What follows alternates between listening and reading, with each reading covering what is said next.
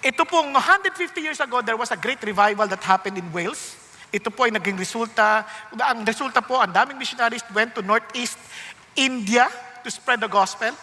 At sa region po nila Azam, sa region ng Azam, ay meron pong daang mga tribo na doon po, nandun yung mga primitibo, agresibong headhunters. At nagkataon po na sa lugar ng isang komunidad, talagang sobrang galit sila sa Christians.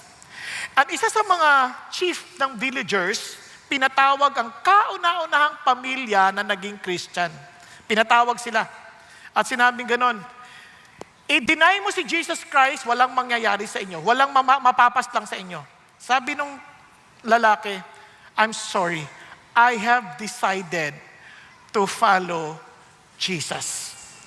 Galit ng chief ng villagers, pinapana niya yung dalawa niyang anak. Patay niya yung dalawang anak. Pinapana. Patay. Nangingisay-ngisay pang ganyan, no? Bago mamatay. O ngayon, sabi ng chief, itatanggi mo na ba yung pananampalataya mo? Kasi kung hindi, pati asawa mo, papatayin ko. Sabi niya, though no one joins me, still I will follow.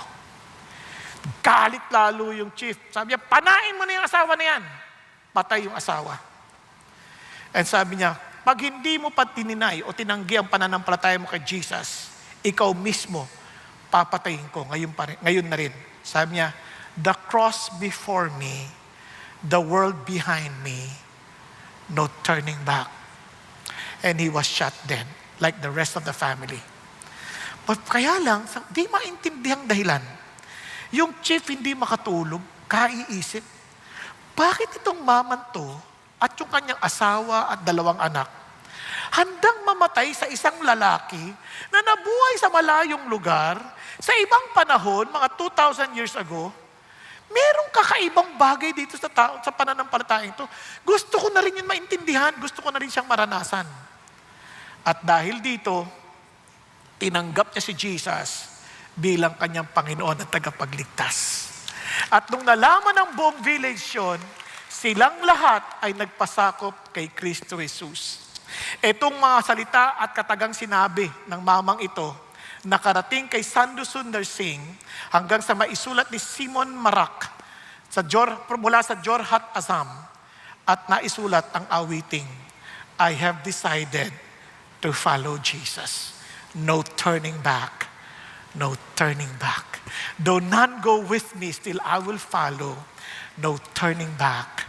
No turning back. Yan po ang kwento. May kwento eh. Di ba? Kaya yung awit na yan, pagpoproklama ho yan ng magandang balita. Wow! Sa totoo lang, isipin yung ating mga kalalagayan, wala na tayong kinabukasan, kundi dahil kay Jesus Christ na nagbigay ng saysay sa buhay ng bawat isa sa atin. Are you following?